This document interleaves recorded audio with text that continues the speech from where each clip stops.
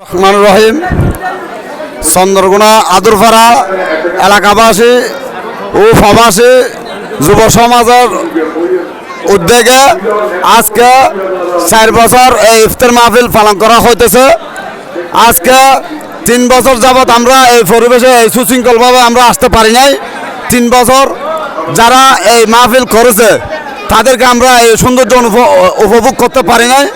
আজকে আমরা এই উদ্যোগের জন্য ইফতার মাহফিলের যাদের আয়োজনে আজকে আমরা এই পরিচালনা করতে পেরেছি তাদেরকে অসংখ্য ধন্যবাদ। ইফতার মাহফিল আদুরপাড়া প্রবাসী এবং যুব সমাজের উদ্যোগে তাদেরকেও অনেক ধন্যবাদ আমার পক্ষ থেকে, এবং আলোকিত রাঙ্গুনিয়া আপনাকেও আমার পক্ষ থেকে ধন্যবাদ। ইফতার মাহফিল আমরা আগামীতেও সুশৃঙ্খল সৌন্দর্যভাবে প্রতি বছরে এইভাবে পালন করতে পারি, এটাই আমি আপনাদের কাছে দোয়া চাইতেছি।